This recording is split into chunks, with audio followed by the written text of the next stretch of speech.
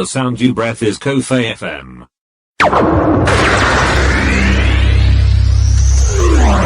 Cofai FM.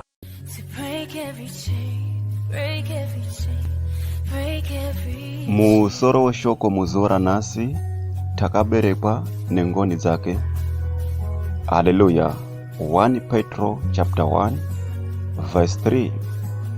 Hallelujah. Say I love Jesus. Mwari baba vache Jesu Kristu nga atendwe wakatiberekaze nengoni dzake huru kuti tive netariro menyu inovuya nokumuka kwa Jesu Kristu kuvakafa. Hallelujah.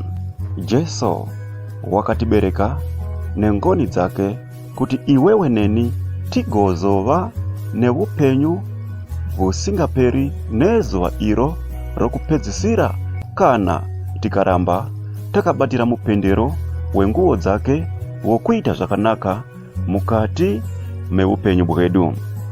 Haleluya. Ngatirambe tichiita mabasa akanaka iwewe neni kuti nezuva iro tigondopinda muvushe bwokudenga. Haleluya. Jesu vakapiwa kwatiri na Mwari kuti kana tikatenda kwavari tigowanikwa tichindopinda muvushe bwokudenga, nokuti pano panyika atigarepo kusvikira nokusingaperi. Haleluya. Saka iwewe neni takaberekwa nengoni dzake kuti tiparidze ivhangeri shoko ra Mwari kumapayana akarasika kuti agouya kuna Jesu Kristu kuburikidza neivhangeri yaunenge uchivaparidzira iwewe yokuti Jesu wakafa akamuka nezuva retatu. Saka kana amamudikanwa uchitenda nezuva iro rokupedzisira uchandopinda muvushe bwokudenga, nokuda pokuti already Jesu Kristu uyo wandiri kukutaurira nezvake wakafa akamuka kuti iwewe neni tigondova neupenyu. Haleluya. Jesu ngativatende, nokuda pokuti Mwari baba vedu Jesu Kristu kana tikavatenda, haleluya, tichava neupenyu pusingaperi, nokuda pokuti wakatibereka nengoni dzake huru kuti tive netariro menyu iyo inovuya nokumuka pa Jesu Kristu kuvakafa.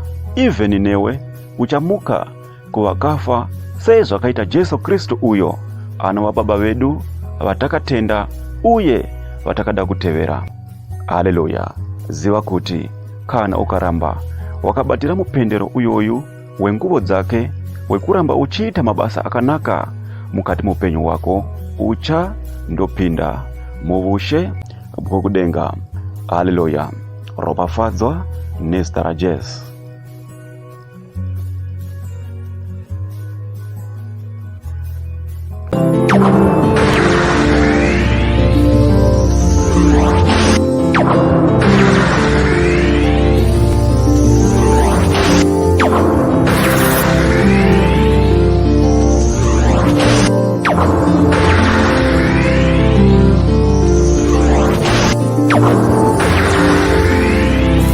Cofai FM. Thank you for listening to today's daily devotional broadcast audio. We encourage you to share this audio with friends and contacts. Also, don't forget to let people know about Apostle Miracle Prince. You can download our daily devotional broadcast audio on YouTube, or you can contact us by this number +27619164897. Shalom. Let's touch lives together.